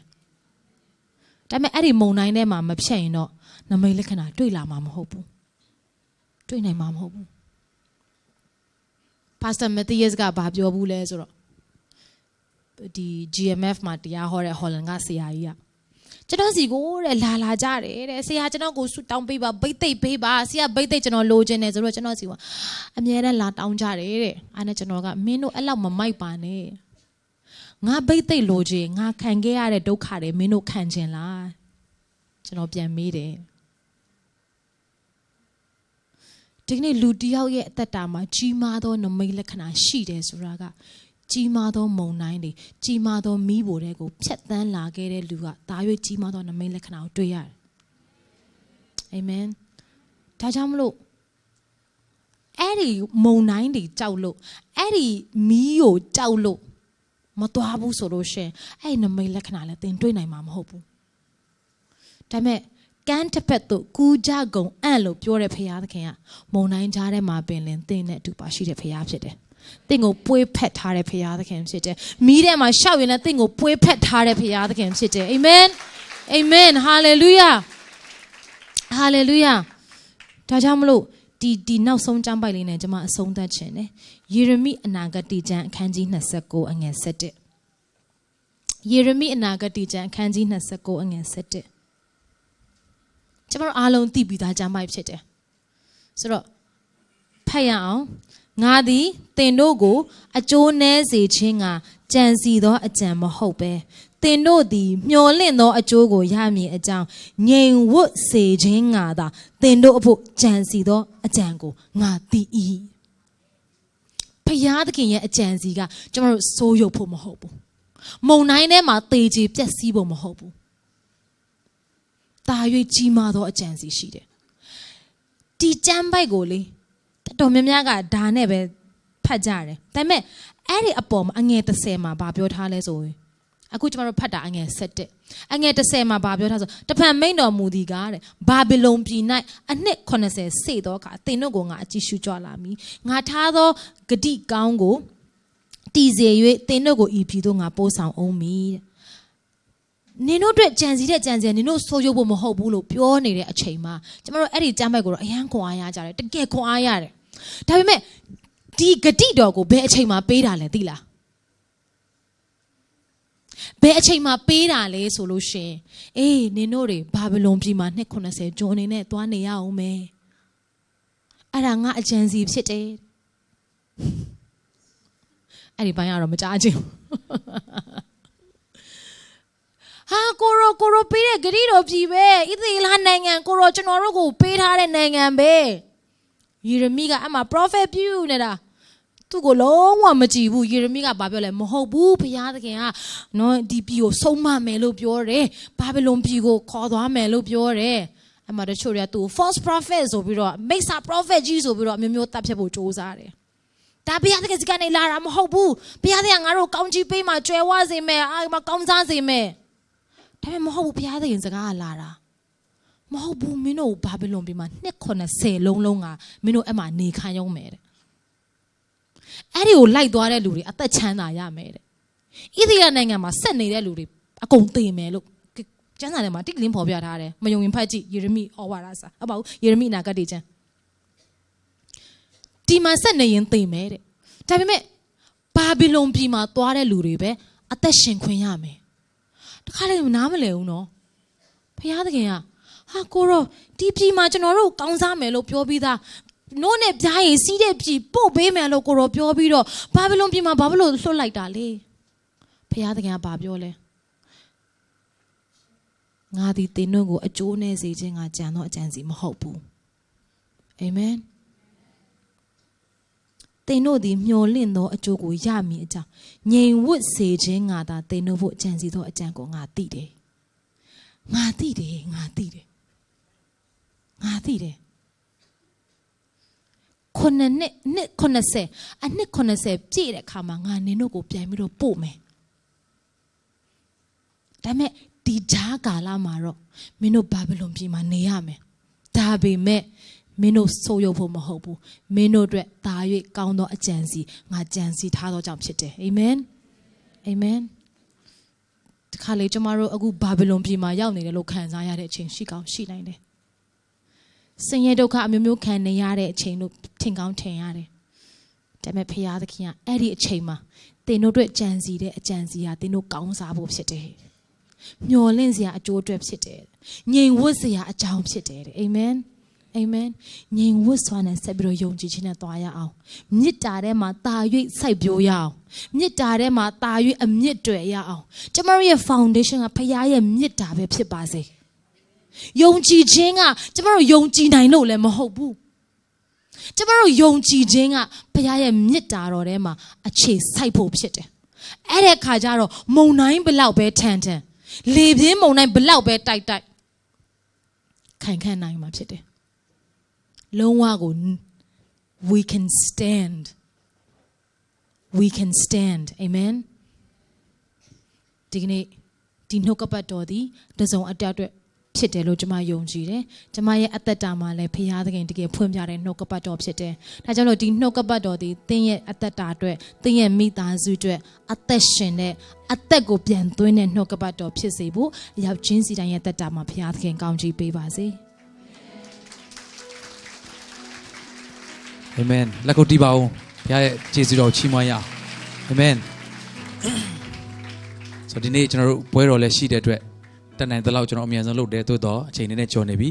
ကျွန်တော်ဂရိပေးတယ်နောက်ထပ်နည်းနည်းလေးဒါပေမဲ့ကျွန်တော်အဖွဲ့တွေကကျွန်တော်ပြောရင်ဘယ်ဟာအကြောက်ဆုံးလဲဆိုနည်းနည်းလေးဆက်သွားရအောင်ဆိုသူတို့အရန်ကြောက်တယ်နော်နည်းနည်းဆက်သွားရအောင်ဆိုအဲ့ဒါတနားရီလောက်သွားတတ်တယ်ဆိုတော့ဒီနေ့ကျွန်တော်ဂရိပေးတယ်အနောက်ကျဆုံးနော်9 ခွဲမှရက်မယ်အနောက်ကျဆုံးဒါပေမဲ့အရန်ရေးကြီးတယ်လို့ကျွန်တော်ခံစားရတယ်ဟုတ်လေအပြင်ပန်းကျွန်တော်ဟာကိုပြောတာမဟုတ်ဘဲနဲ့ကျွန်တော်ဒီနေ့တကယ်လို့နော်ဆီယမမဟုတ်ဘဲနဲ့ကျွန်တော်နှုတ်ကပတ်တော်အစကနေဝင်ငှရမယ်ဆိုရင်အဲ့ဒီချမ်းပိုက်တော့မဟုတ်အဲ့ဒီအကြောင်းတော့မဟုတ်ဘူးဒါပေမဲ့အဲ့ဒီလိုမျိုးနဲ့တူတဲ့ဟာကိုကျွန်တော်နှလုံးသားထဲမှာဘုရားကကြိုတင်ထည့်ထားပြီးတယ်ဝိညာဉ်တော်အထူးလှူရှားနေဆိုယုံကြည်တယ်နည်းနည်းဆက်သွားရအောင်နော်တကယ်နည်းနည်းလေးပါတရားတော့နောက်လာမဲ့နော်အခု10မိနစ်15မိနစ်ဟာမိတ်ဆွေရဲ့ဘဝတစ်ခုလုံးအတွက်ပို့ပြီးတော့ခိုင်မာသောမျိုးစေ့တွေကြားဖို့ရတဲ့ဖြစ်ပါတယ်အာမင်ဆက်ပြီးတော့ယဉ်နှီးမြုပ်နှံနိုင်အောင်မလားအာမင်အာမင်လက်ခုပ်တီးလက်ဖျားကိုချီးမွမ်းရအောင်အခုဒီတလောမှာကျွန်တော်အဲ့ဒီအကြောင်းအရာပဲကျွန်တော်ခံစားနေရတယ်ဘုရားစကားပြောတယ်ရှင်ယောဟန်ခရစ်ဝင်အခန်းကြီး16အငယ်16ကနေ20ထဲမှာပါတဲ့အရာဖြစ်တယ်ယေရှုရဲ့နောက်ကိုသူ့တပည့်တော်တွေကတောက်လျှောက်လိုက်ပျော်စရာကြီးပေါ့နမိတ်လက္ခဏာတွေလို့နော်ယေရှုစားတဲ့ခါသူတို့လည်းစားရတာပေါ့နော်ယေရှုလူတွေကလက်ခုပ်တီးခါသူတို့လည်းဘေးနားမှာရက်နေတော့ရောရောင်ပြီးတော့နော်လက်ခုပ်တီးခါရတဲ့ချိန်နဲ့အများကြီးရှိတာပေါ့သူတို့ထင်ထားတာကလောကရဲ့ဘယင်လိုမျိုးကြီးလောကရဲ့ခေါင်းဆောင်တွေလိုဖြစ်လာပြီးတော့သူတို့လည်းနော်ခေတ်စကားနဲ့ပြောငါတို့တနေရာတော့ရနိုင်တယ်လို့မှန်းထားတဲ့သူလည်းရှိမှာပေါ့နော်သူ့အမေတွေတောင်အလုပ်ရှုပ်တဲ့သူတွေရှိတယ်လေနော်ဘယ်နာလေးဘယ်ဟာလောက်ရမယ်ဆိုတာမျိုးမှန်းထားတဲ့သူတွေလည်းရှိတာဟုတ်ဒါပေမဲ့ပြောရင်ပြောနေကိုလူက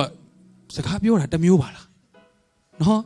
ငါသွားတော့မယ်ဒုက္ခပဲဘယ်သွားမှာသူ့နောက်ယုံကြည်ပြီးလိုက်နေပါလေဆိုမှဘယ်သွားမှာလဲလူသားဒီအသက်ခံရမယ့်ရှင်ရောက်လာဒုက္ခပဲနမိတ်မရှိတဲ့စကားတွေမပြောနဲ့နော်ပေတရုဆိုလေခေတ်စကားပြောဂျောင်းမှာခေါ်ပြီးတော့ယေရှုကိုကောတာနော်တကယ်အဲ့လိုရှောက်မပြောနဲ့တေတဲ့စကားတွေရှောက်မပြောနဲ့မဖြစ်ဘူးကိုတော့တေလို့မရဘူးတေလို့မဖြစ်ဘူးတဲ့ယေရှုကသူတို့နားမလဲတော့သိတယ်ဆိုအဲ့မှာဘာစပြောလဲဆိုတော့ခဏကြာပြီးမှသင်တို့ဒီငါ့ကိုမမြင်ရကြတဲ့တပံခဏကြာပြီးမှငါ့ကိုပြန်ကြလိမ့်မည်တဲ့အကြောင်းမူကငါဒီခမည်းတော်တယ်ဆိုသွားမီဟုမိန်တော်မူ၏တဲ့တပည့်တော်တယောက်တော့ချေငါတို့ထင်ထားသလိုကိုလူကမဟုတ်ချင်ပါလားဘယ်လိုဖြစ်တာလဲစောစောစီးပြန်ပြေးရင်ကောင်းမှတင်တယ်ဘယ်ငါတို့ကသူနဲ့တူအောင်ပွဲခံမယ်လုပ်နေတာ तू ကသွားတော့မယ်တဲ့ဒုက္ခပဲအဲ့နဲ့ယေရှုကကြည့်ရတာနဲ့ကိုသိတယ်ဒီလူတွေဒီငါပြောတဲ့စကားနဲ့ပတ်သက်ပြီးငါ့ကိုမေးချင်နေပြီဆိုတော့သူတို့သိတယ်သူသိတယ်အောက်မှာဆက်သွားရဆိုတော့ငါတို့နားမလဲဘူးတဲ့ဘယ်လိုဖြစ်တာလဲဒီစကားဆိုပြောတယ်အောက်ဆက်သွားပါတပည့်တော်တို့မေးလျှောက်လို့ဒီကိုယေရှုသိမြင်တော်မူလင်တဲ့ဒီနေ့မိတ်ဆွေဘာမေးခွန်းအနေနဲ့ထိုင်ပြီးတော့မေးလို့ရရင်တော့ဒါမေးပလိုက်ချင်တာဖရားကိုလေနော်စာရွက်ကြီးနဲ့အပြည့်အိမ်မှာထားရင်ထားမှာပေါ့ယေရှုကမိတ်ဆွေကိုကြည့်လိုက်တယ်ငါသားငါသမီးမှာဒီမေးခွန်းတွေရှိနေတာပါလားဆိုတာကြည်တာနဲ့ကိုသိတဲ့ဖရားဖြစ်တယ်ဟာလေလုယာဟာလေလုယာမိတ်ဆွေဘာတွေနဲ့နော်ညအိတ်လို့မပျော်လောက်အောင်မေးလို့ရမေးပလိုက်ချင်တာနော်ဖရားကိုမကောင်းလို့အာနာလို့နော်မိတ်ဆွေဘာမေးခွန်းနေနဲ့ညလုံးပေါက်အိတ်လို့မရပဲဖြစ်နေတယ်ဆိုတာလေယေရှုကသိတယ်မိတ်ဆွေကိုကြည့်လိုက်တာနဲ့မြင်လိုက်တာနဲ့သိတယ်တပည့်တော်တွေအဲ့ဒါကြောင့်မင်းတို့အလုရှုပ်နေတာမလားခေတ်စားတယ်ပြန်ခေါင်းစားနေရမလားမင်းတို့အဲ့ဒါနဲ့ခဏကြာပြီးမှသင်တို့ဒီငါ့ကိုမြင်ရကြတပံခဏကြာပြီးမှမြင်ရမယ်လို့ငါပြောတဲ့စကားကတဲ့ဆက်သွားပါအောင်ပါသင်တို့ဒီငိုကြွေးမိတမ်းခြင်းရှိကြလိမ့်မည်လောကီသားတို့ဒီဝမ်းမြောက်ခြင်းရှိကြလိမ့်မည်အဲ့ဒါပြဿနာပဲဘယ်နဲ့ကိုရိုနာကိုလိုက်တဲ့ကျွန်တော်တို့ကငိုရပြီးတော့လောကီသားတွေကပျော်နေမယ်ဆိုတော့ကျွန်တော်လိုက်ရကြုံနှက်ပါမလားကိုရောရဲ့မေးစရာရှိတယ်ဒါပေမဲ့ပြောပလိုက်တာယေရှုကလောကသားတွေကလေပျော်နေမှာအဲ့ချိန်မှာမင်းတို့ငိုရမှာတဲ့ဒါပေမဲ့ तू ပြောခြင်းတဲ့အဓိပ္ပာယ်ကသူ့တပည့်တော်တွေကနော်လောကရဲ့ဘယင်ခေါင်းဆောင်တွေလို့ဖြစ်မဲ့ထင်တဲ့ချိန်မှာလူတွေရဲ့တက်ချင်းကိုခံရတဲ့ချိန်မှာသူ့နောက်လိုက်တပည့်တော်တွေကတော့ငိုကြွေးရမယ်လောကီသားတွေကမနေ့ကတော့ဒီကောင်နော်ဟောင်းဘွားနဲ့ဆရာကြီးလိုဘာလို့နဲ့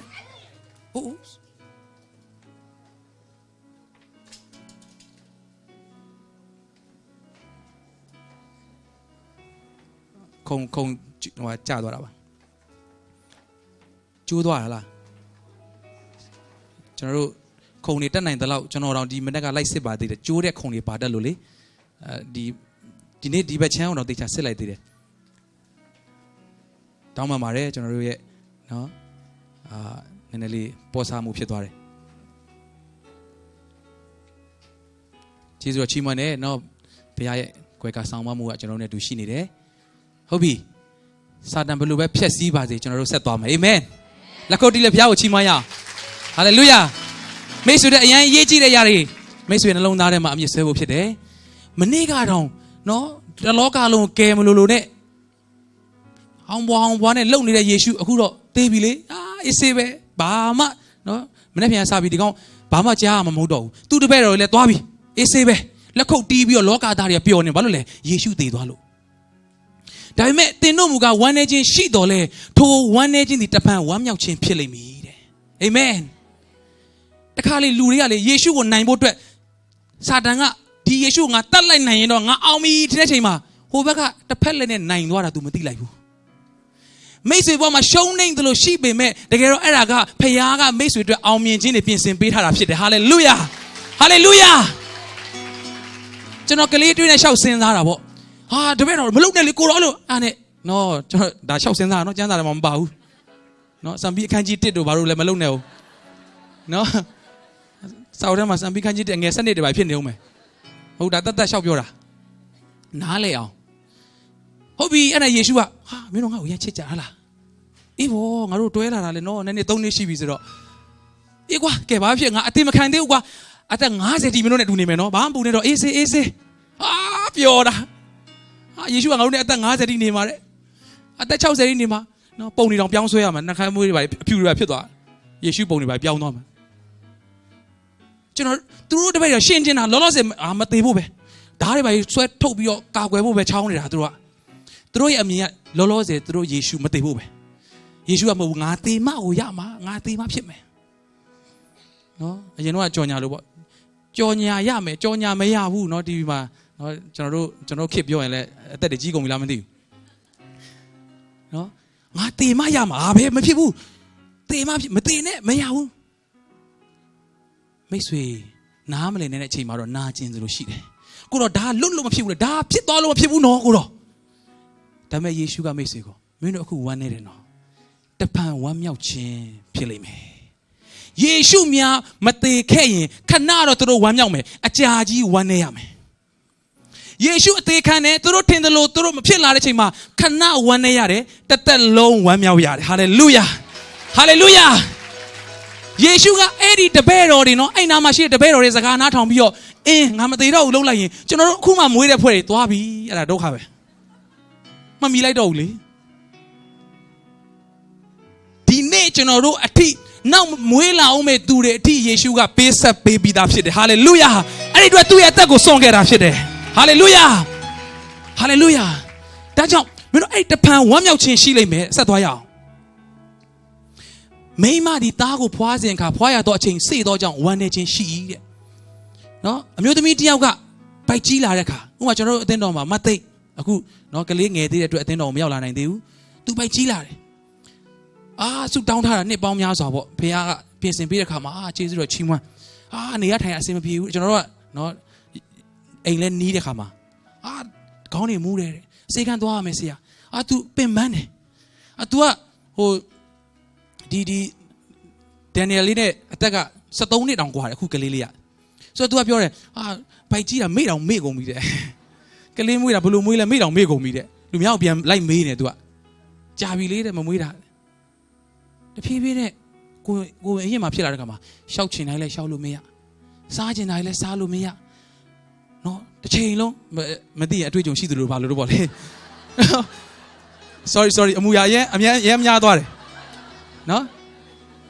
ကျွန်တော်ထင်တာပြောတာနော်မားမှာတော့မဟုတ်ဘူးသေးကြတယ်နော်အရန်ပြည်ပြန်သွားရင်လည်းဟုတ်တယ်လို့ပေါ့လေအရန်လေမဲစားကျင်တာလည်းမစားရအတွေ့အကြုံပြန်ပြောသလိုဖြစ်နေဟုတ်ပြီသူတို့ပြောလို့သိရတာပေါ့နော်ဆိုတော့ဖြစ်နိုင်ရင်တော်ပြီကွာအဲ့ဘိုက်ကြီးခဏဖြုတ်ထားလိုက်ရင်ကောင်းမလား သူတို့မှာနော်မိနစ်တိုင်းစက္ကန့်တိုင်းအဲ့တိုင်းပဲဖြစ်နေတာလေနော်ညကြခဏဖြုတ်ထားလို့ရတဲ့ကိစ္စလည်းမဟုတ်တစ်ချိန်လုံးဆိုတော့အားလုံးနာကျင်သလိုပင်ပန်းဆိုရှိလားမွေးမဲ့အချိန်မှာနော်မသိရကျွန်တော်ဆူတောင်းပေးကြတယ်ဆိုတော့ तू မွေးတဲ့ချိန်မှာတော်တော်လေး तू ပင်ပန်းတယ် तू ပြန်ပြောပြတယ်နောက်ဆို तू ခွဲပြီးမွေးဖို့တောင်မှနော်ဆရာမတွေကိုပြောတယ်ဒါမဲ့အခုသွားကြည့်လိုက်ဒီမနေ့ကျွန်တော်ဖုန်းဆက်တယ်သူ့ကိုဖះเจ้า तू မလာနိုင်လို့အရန် तू ခံစားရတာနော် तू ဖះเจ้าအရန်လာခြင်းကျွန်တော်ဖုန်းဆက်ပြီးတော့သတင်းပေးတယ်နော်အပေးစကားပြောတယ်ပြောတဲ့ခါမှာतू သမီးလေးရောဘယ်လိုလဲနေကောင်းလားဖုန်းထဲကနေတောင်မှနော်အတန်နေကြားနေရတာဆရာချစ်ဆရာလေးအသားဖြူလားဟိုလူများတော့ဖြူတယ်ပြောတာပဲတဲ့ကျမကတော့တိတ်ဖြူတယ်မထင်ဘူးတဲ့သူပြောအဲ့ချိန်မှာမေးလိုက်ရင်လေခင်ဗျာမွေးတော့ကတော့နော်နားတယ်ဆိုပြီးတော့ခင်ဗျာအော်ငိုတယ်မဟုတ်ဘူးလား तू ကလည်းတစ်ချိန်လုံးဒီကလေးတွေ့တိုင်းငါကွာဒီကလေးကိုမွေးတော့ကခံစားလိုက်ရတာဆိုတာတော်ကြည့်ကိုမကြည့်ချင်ဘူးမပြောဘူးကျွန်တော်မွေးနေ့ရောက်တိုင်းနော်တောက်ကြနေတော့ပြောခဲ့တယ်ကျွန်တော်မိသားစုမှာရှိတယ်ကြီးစင်ကလည်းမွေးတဲ့တိုင်းအမတွေကိုတွေအဲ့ဒီမနေ့ဆိုအဖေတော့ပြောလဲဆိုအဝေးမှာရှိတယ်ဖုန်းဆက်ပြီးတော့နင်မွေးတော့ကလေဒါလွတ်ရနေဘာပြောမယ်ဆိုတော့သိနေပြီနင်အရန်မွေးရခက်တာနင်ကတဲ့ငါမင်းမေကိုစေးုံခေါ်သွားတာခေါ်သွားမင်းမတွေကိုတွေအိမ်မှာငိုပြီးကြံခဲ့တာနော်ကျွန်တော်ကိုဆရာကင်းမပြောလိုက်တယ်တဲ့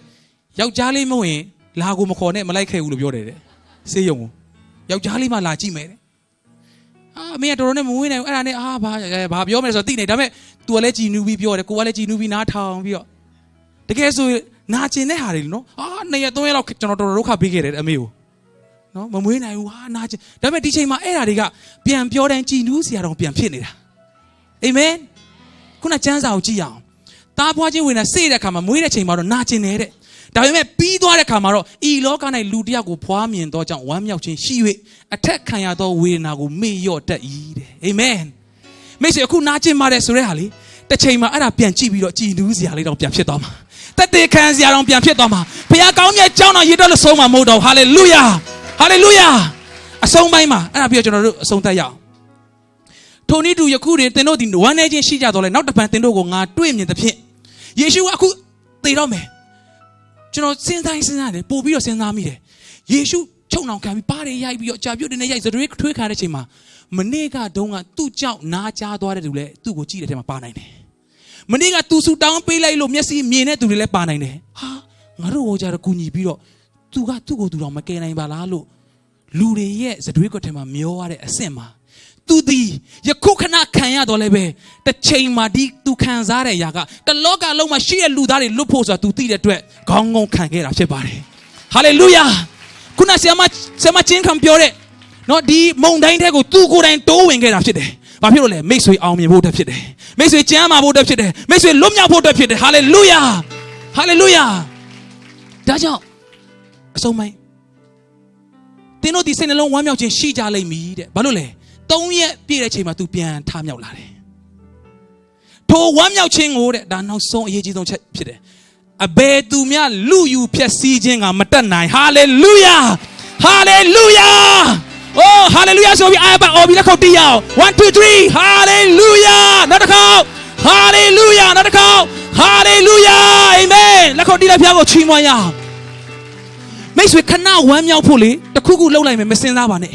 ့မိတ်ဆွေအခုခဏနာကျင်လိမ့်မယ်တစ်သက်လုံးမိတ်ဆွေဝမ်းမြောက်ဖို့တပြားပြင်ဆင်ပေးထားတယ်ယေရှုအဲ့ဒီချိန်မှာသူ့ရဲ့နာကျင်မှုတွေငါ့ကိုစရွေးတဲ့ထွေးကြတာငါတိတော့မခံနိုင်တော့ဘူးကွာငါလုံမယ်ကောင်းကင်တမန်တက်တွေခေါ်မယ်လှုပ်လိုက်လို့ရှိရင်ကျွန်တော်တို့တွေသူကတော့လွတ်မြောက်သွားမယ်ကျွန်တော်တို့တွေကတော့သွားပြီဒီနေ့ယေရှုကသူ့ရဲ့နာကျင်တဲ့ဝေဒနာအဆက်ကွဲတဲ့အရာတွေအားလုံးကိုဘာမှမဟုတ်တကယ်တော့ထားပြီးတော့ကျွန်တော်တို့ဒီမှာရှိတဲ့သူတွေအားလုံးအတွက်သူခံခဲ့တဲ့ဒုက္ခဟာ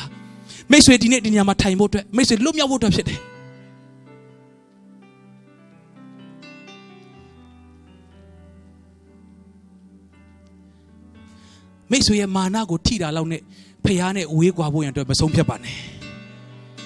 မိတ်ဆွေရဲ့ပိုင်ဆိုင်တဲ့နေရာတစ်ခုခုထိသွားတာလောက်နဲ့မိတ်ဆွေဖျားကိုမဆုံးဖြတ်ပါနဲ့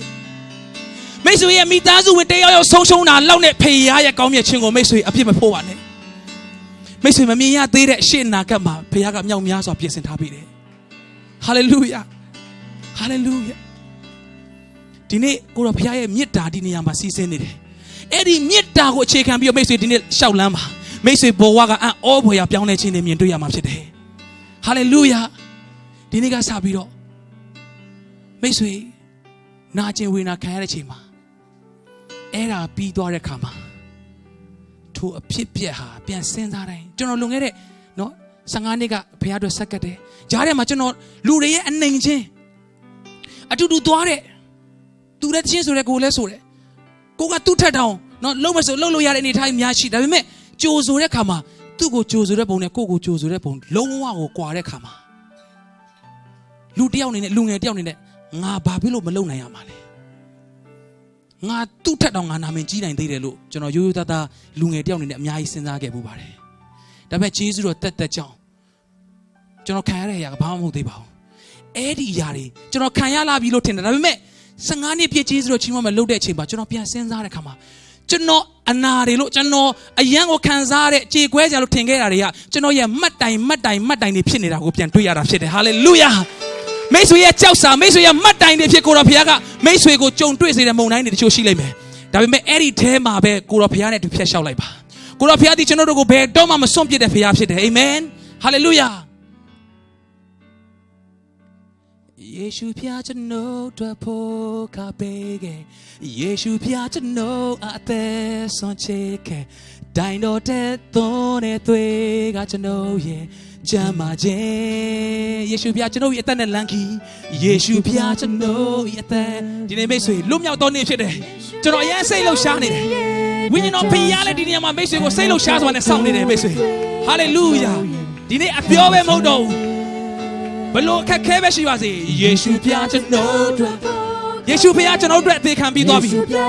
ယေရှုဖျားကျွန်တော်တို့ပေးဆက်ပြီးသွားပြီယေရှုဖျားကျွန်တော်တို့လှုပ်ဆောင်ပေးပြီးသွားပြီဟာလေလုယာယေရှုဖျားကျွန်တော်တဲ့လမ်းကြီးယေရှုဖျားကျွန်တော်ရဲ့တိုင်းကြောက်ဆောင်ဟာလေလုယာအမြဲတမ်းဒီနာလေးမှာအမြဲတမ်းဒီနာလေးမှာရှိတော်အကောင်းဆုံးကျွန်တော်တို့မိတ်ဆွေယေရှုအနိုင်မဲ့ချစ်သူအမြဲတမ်းဒီနာလေးမှာရှိတော်အကောင်းဆုံးကျွန်တော်တို့မိတ်ဆွေယေရှုအနိုင်မဲ့ချစ်သူအမြဲတမ်းဒီနာလေးမှာရှိဒီနေ့မိတ်ဆွေအနာမှာယေရှုရှိတာသိရတဲ့ယုံကြည်ခြင်းမဲ့နေတယ်မျှော်လင့်ချက်မဲ့နေတဲ့သူတွေကိုရောကသူ့အတွက်အနာရောဂါငြိမ်းစေနေတယ်ဆိုယုံကြည်တယ်ကို့အတွက်အနာရောဂါငြိမ်းပါမလားလို့မေးခွန်းအနေနဲ့ရှိနေတယ်သူတို့မိသားစုကကောင်းကြီးရတယ်သူတို့မိသားစုကလွတ်မြောက်တယ်ငါတို့မိသားစုအဲ့ထဲမှာပါပါမလားမိတ်ဆွေအနာမှာကိုရှိနေတယ်အကောင်းဆုံးမိတ်ဆွေဖြစ်တယ်တငယ်ချင်းဖြစ်တယ်တစိမ့်ဆန်တဲ့ယေရှုပုတ်ဘူးတငယ်ချင်းလို့မိတ်ဆွေနားမှာရှိနေတယ်ဟာလေလုယာလက်မြောက်မြောက်လက်ကိုတော်ဘုရားကိုဆိုရအောင်အမြဲတမ်းအနီးနားလေးမှာအမြဲတမ်းအနီးနားလေးမှာရှိတော်အကောင်းဆုံးကျွန်တော်မိတ်ဆွေယေရှုအနိုင်မဲ့ချစ်သူအမြဲတမ်းအနီးနားလေးမှာရှိတော်အကောင်းဆုံးကျွန်တော်မိတ်ဆွေယေရှုအနိုင်မဲ့ချစ်သူဆက်ဆိုရအောင်အမြဲတမ်းရှိတော်အကောင်းဆုံးကျွန်တော်တို့မိတ်ဆွေယေရှုအနိုင်မဲ့ချစ်သူအမြဲတမ်းဒီနာလေးမှာရှိတော်အကောင်းဆုံးကျွန်တော်တို့မိတ်ဆွေယေရှုအနိုင်မဲ့ချစ်သူယေရှုပြကျွန်တော်တို့ဖို့ခါပေးခဲ့ယေရှုပြကျွန်တော်အသက်ဆုံးချေခဲ့တိုင်းတော်တဲ့တော်နဲ့တွေ့ကကျွန်တော်ရဲ့ချမ်းပါခြင်းယေရှုပြကျွန်တော်ရဲ့တဲ့လမ်းကြီးယေရှုပြကျွန်တော်ဤရဲ့တိုင်းကြောက်ဆောင်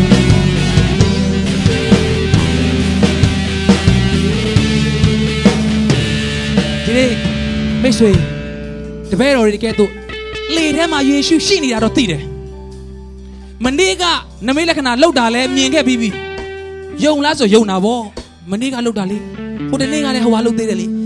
မိတ်ဆွေအနားမှာလူတွေမိတ်ဆွေရဲ့အသက်တာမှာလဲပြီးခဲ့တဲ့နှစ်တုန်းကတော့ဘုရားဟော ကဲနှုတ်ခဲ့တာကွာဒါပေမဲ့ဒီနေ့ရော तू ခံစားတဲ့ယောဂဝေးနာလေဖခင်ကလှုပ်တော့ပျောက်သွားတယ်သိလားအဲ့ဆိုရင်ခမယောဂရောငါယောဂတော့မလွယ်တော့ဘူးထင်တယ် तू ပြဿနာတော့ဖခင်ကဖြေရှင်းပေးတယ်ဒါဆိုရင်ငါပြဿနာရောငါသူနဲ့မတူဘူးငါတို့ကဒီလိုမျိုးရှုပ်ရှက်ခတ်နေတာဘယ်အဆရှာမှန်းတော့မသိဘူး तू ဟာနဲ့မတူဘူးငါဟာ तू တက်အရန်ရှုပ်တာကိုကန့်တတ်ထားတယ်ဒီနေ့ယေရှုဖခင်ရှိတာကိုသိုံနဲ့မလုံလောက်ပဲနဲ့သူ့ကိုနေရာပေးပြီးတော့ကိုတော်ကျွန်တော်အသက်တာမုံတိုင်းနေငြိမ်းစေပါဒီမုံတိုင်းထဲမှာကိုတော်နဲ့ရှိနေတဲ့အတွက်ကျွန်တော်ဒီလွတ်မြောက်မယ်ဆိုတာကိုယုံကြည်တယ်ငြိမ်သက်တယ်လို့ကျွန်တော်ပြောဖို့ဖြစ်တယ်မိတ်ဆွေရဲ့အသက်တာမှာနာကျင်လွန်းလို့လက်လျှော့တော့မယ်နာကျင်လွန်းလို့နော်ထွက်သွားတော့မယ်မိတ်ဆွေအချိန်စေ့ပြီးတော့မွေးဖွားလာတဲ့ခါမှာဒီမှာရှိတဲ့မိဘတွေသိမှာပါအရင်တုန်းကခုနပြောသလိုပဲနာကျင်